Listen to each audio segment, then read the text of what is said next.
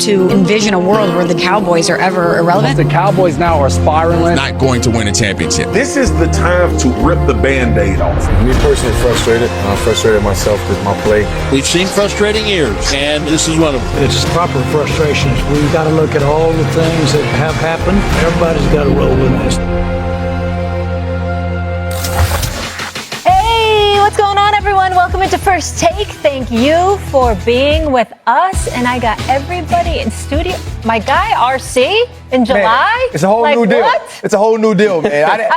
I was standing in line outside, and I was like, man, how I get in here? You guys are so big time now. Thank you for having me. Is this your first time in the new studio? My first time. What'd you think? I think it's crazy. Where do the people pop up in the wall at, Molly? That's what I want to see. Hawk, Mike T, how we doing, guys? Good to see you, Molly. Good to see you. Good. Summer's going well. Everybody's looking clean. So I'm glad I came back to everybody being here. I can't believe this is your first time, though. No, it's a good spot. First time. You're going to run into quite a few people, I'll tell you that. There's important people here? Oh, there's important people. We're way low on the totem pole, ESPN out here.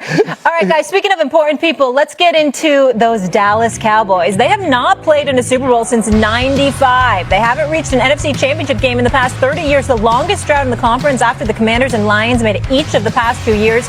The Cowboys finished 7-10 last year and will have a rookie head coach in Brian Schottenheimer replacing Mike McCarthy. But as the veterans report to camp, they're keeping their hopes high. Here's Cowboy Pro Bowl guard Tyler Smith on expectations. Super Bowl champions. That's always the expectation. So, yeah. You think that's a realistic goal? I think it is a realistic goal because we can win the Super Bowl. Like, why not? Why can't we win? Do you think it's unrealistic? You think the roster is in place to do that? I think it is in place to do that, yes, sir. You know, that's like when you look in the mirror, it's like, why not me? Why not us? Just one of those moments, right? Anything can happen. RC, tell me this. Do you feel like Dallas is closer to the NFC Championship or missing the playoffs entirely? Okay, so this is a tough question because I believe the Dallas Cowboys are a playoff team, and so I went with the NFC Championship. And when you look at their division, that's the hard part. The Philadelphia Eagles, the reigning Super Bowl champions, Jaden Daniels and the Washington Commanders, what they accomplished last year. But I believe in Dak Prescott. I believe in George Pickens and CeeDee Lamb, and a defense that should be vastly improved with Matt Eberflus, who wasn't a great head coach in Chicago, but one thing that defense did was get after the quarterback, stop the run, and keep you from having big plays offensively. And so to me, it's going to be about how quickly they gel when you think about the big three on the offensive side of the football. CeeDee Lamb, George Pickens, and Jake Ferguson at the tight end position. If there's protection and Shotty can start to moving and getting things going the way he wants them offensively, this team has a chance to be really good. Mike T? Yeah, I see it totally different, and here's why. If you take the division winners relatively the same, and we talk about three playoff teams, the three wildcard teams, it's two in the North. To me, it'll be Minnesota and Green Bay if Detroit wins. And I don't think they're better than Washington, guys. I just think their window has closed. I believe in Jaden Daniels, Dan Quinn, Adam Peters. And I do think Brian Schottenheimer will make Dak Prescott better. And RC said earlier, like, Matt Eberflus will be a consequential hiring, Molly. But at the end of the day, they're not in the top 7 in the NFC. I think they'll compete with Washington. I think George Pickens is the most impactful addition of the offseason in the NFL because of what it does for this team and how it right sizes this offense, right? You have two number one options on the outside. You talked about Ferguson in the middle. Now Dak Prescott, your all-everything quarterback, is going to get the ability to play at his best. Here's how it trickles down. Defenses have to play you honest up top. It probably opens up your run game. It sustains drives to assist your defense.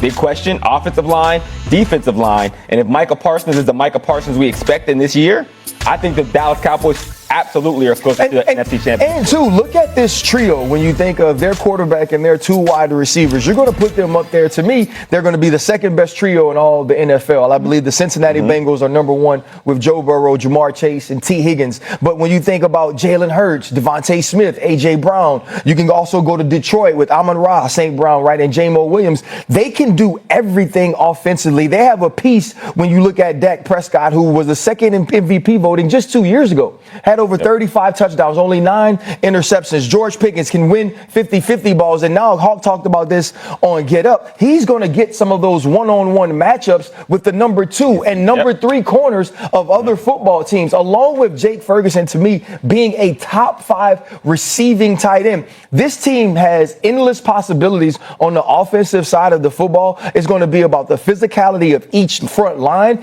And we are doing this thing where if we're not expecting the Cowboys to be a Super Bowl winner, they have to be the bottom of the barrel. And I don't think it has to be one of the other. Yeah, I would take everything RC said and I would just remove Dak Prescott and I would put in Jaden Daniels. When you think about he was earnestly in the MVP conversation as a rookie. He'll be better with Cliff Kingsbury.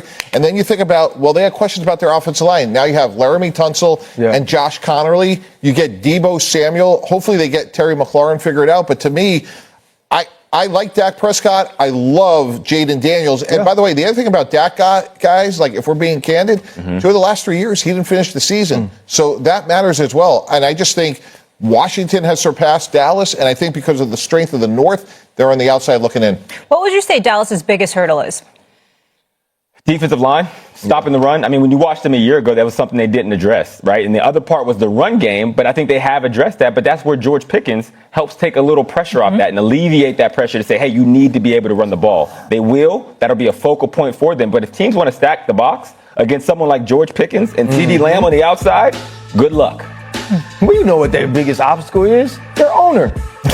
I'm surprised it took us that long. I mean, if we're going to talk about an obstacle, it's going to be, right, we looked at the hiring process last year and we were thinking about all of these hot names that were going to be guys that can have opportunities to interview for this job. And then they settled, which we felt like, or like I felt like, on Brian Schottenheimer.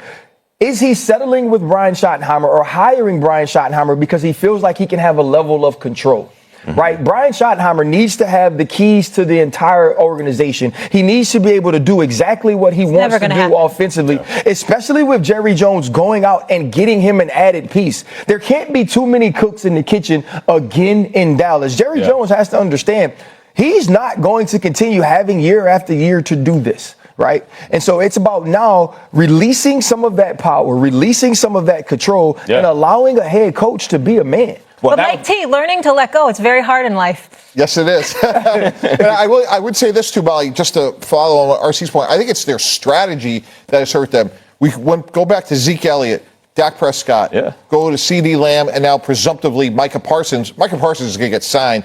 It just cost them a lot more money. And when you're in an arms race with Washington and Philadelphia, instead of paying Micah Parsons $34 million, which is what Nick Bosa is, they're going to pay him $41 million plus. Now when you lose guys like Jordan Lewis, DeMarcus Lawrence, those are good players you could have afforded if you had paid your guys proactively. Well, I agree with both of you when you talk about Jerry Jones. When I think of Jerry Jones, the issue was Jerry Jones, the GM, not Jerry Jones, the owner. And through this season, the Jerry Jones GM has done a little better than we've seen him in the past offseason. Okay, fair enough. I don't know how we discussed the NFC East and no one mentioned the Eagles, but that's where I want to go now and focus in on Philly because our guy Cam Newton had a controversial take on the Super Bowl MVP Jalen Hurts on his podcast, Fourth and